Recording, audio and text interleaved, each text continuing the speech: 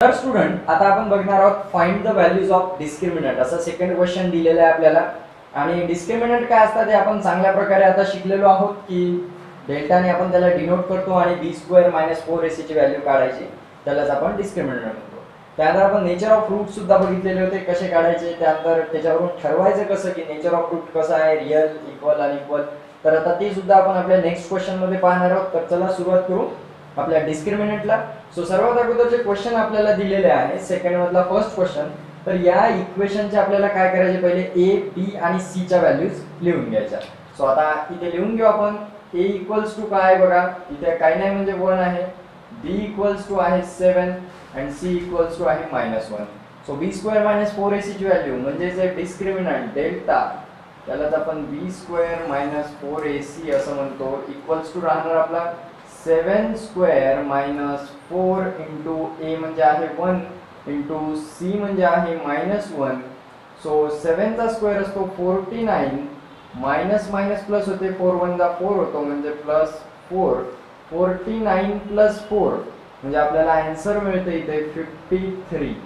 So अशा प्रकारे डिस्क्रिमिनंटची value जी आहे ती आहे 53। तर आपण अशा काढू शकतो। त्यानंतर आपला सेकंड क्वेश्चन आपल्याला इथे दिलेला आहे, abc च्या व्हॅल्यू लिहू। a इक्वल्स टू आहे 2, b इक्वल्स टू आहे -5, c इक्वल्स टू आहे 10।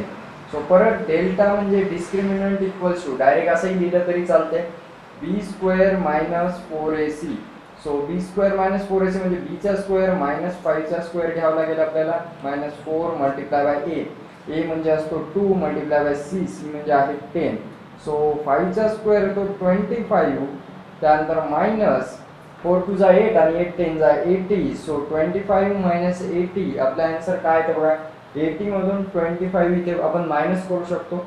सो आपल्याला इथे राहतं 55 आन्सर आणि मायनस साइन मोठ्या संख्येचा। So -55 is our discriminant. So आता आपण बघू आपला थर्ड प्रॉब्लेम। आता हा प्रॉब्लेम बघा काय दिलेला आहे, √2x² + 4x + 2√2 = 0। तर काहीच अवघड नाही, यामध्ये सुद्धा a ची व्हॅल्यू लिहून घेऊ। a म्हणजे आहे आपला √2, b म्हणजे आहे आपला 4 आणि c म्हणजे आहे 2√2। So simply discriminant means delta equals to b² - 4ac। So b² - 4ac ची व्हॅल्यू आपण पुट करणार जशी आपण इथे केली होती। तर b² म्हणजे 4 चा स्क्वेअर, 4² - 4 × a ची व्हॅल्यू आहे √2 इंटू c ची व्हॅल्यू आहे 2√2। तर बघा आता इथे 4 चा स्क्वेअर म्हणजे तो येणार आपला 16। सो 16 लिहून घेतला आपण, -4 ॲज इट इज आपण लिहून घेऊ। बघा √2 इंटू √2 हे होते 2 आणि 2 2 जा 4, किंवा 4 इंटू आपण इथे लिहून घेऊ 2, असंही करू शकतो आपण। या दोघांना जवळ जवळ लिहू शकतो आणि √2 इंटू √2 यांना जवळ जवळ लिहू। तुम्हाला समजायसाठी लिहितोय एक्स्ट्रा स्टेप, 16 - 4 2 जा 8 × 2√2 म्हणजे हे 2√2 म्हणजे याचं आपण करू शकतो 2, इथे 2 लिहितो आपण। सो 16 - 8 2 जा 16। सो 16 मधून 16 गेले 0। सो डेल्टा इक्वल्स टू 0 म्हणजे डिस्क्रिमिनंट 0 आलेला आहे। तर अशा प्रकारे आपल्याला 3 व्हॅल्यूज या 3 इक्वेशनच्या मिळालेल्या आहेत। डिस्क्रिमिनंट आपण फाइंड आउट केले।